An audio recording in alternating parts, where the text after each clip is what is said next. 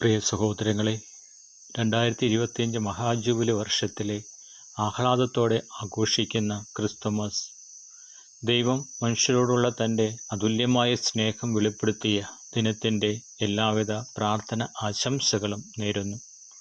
അന്ധകാരത്തിൽ വെളിച്ചമായി, ഭയത്തിൽ ആശ്വാസമായി, പ്രതീക്ഷ നഷ്ടപ്പെട്ട ലോകത്ത് രക്ഷകനായി നമ്മുടെ കർത്താവായ യേശുക്രിസ്തു ജനിച്ച ഈ വിശുദ്ധ ദിനത്തിൽ നമ്മുടെ ജീവിതത്തിലും യേശുക്രിസ്തു പുതുജന്മം നൽകട്ടെ എന്ന് പ്രാർത്ഥിക്കുന്നു.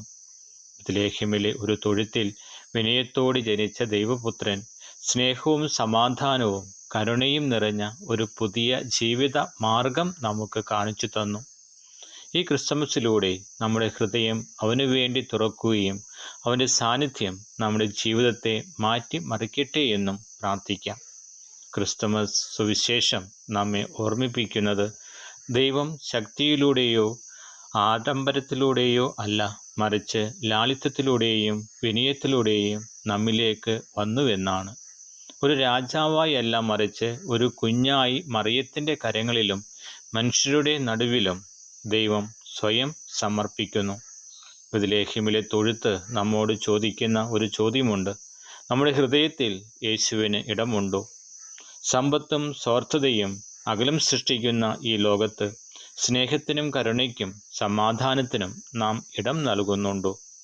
തൊഴുത്തിൽ പിറന്ന ഉണ്ണിയേശുവിനെ കാണുവാൻ ആദ്യം വിളിക്കപ്പെട്ടത് സാധാരണക്കാരായ അവഗണിക്കപ്പെട്ടവരായ ആട്ടിടയരെയായിരുന്നു.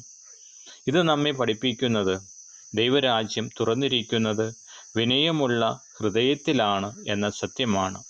ക്രിസ്തുമസ് നമ്മെ ക്ഷണിക്കുന്നത് മറ്റുള്ളവരോടുള്ള നമ്മുടെ സമീപനം മാറ്റാനും ക്ഷമിക്കുവാനും പങ്കുവയ്ക്കുവാനും സ്നേഹിക്കുവാനുമാണ്. മഹാജൂബിലിയിലെ ഈ ക്രിസ്തുമസിൽ നമ്മുടെ ഭവനങ്ങളും ബന്ധങ്ങളും സമൂഹവും ബത്ലഹേമായി മാറണം. ക്രിസ്തു ജനിക്കുന്നത് ആഘോഷിക്കുന്നതിൽ മാത്രമല്ല, അവനെ നമ്മുടെ ജീവിതത്തിൽ ജീവിക്കുവാൻ അനുവദിക്കുന്നതിലാണ് ക്രിസ്തുവിൻ്റെ യഥാർത്ഥ അർത്ഥം. ഏവർക്കും മഹാജൂബിലി ക്രിസ്തുമസിൻ്റെ എല്ലാവിധ പ്രാർത്ഥന ആശംസകളും. ആമേൻ.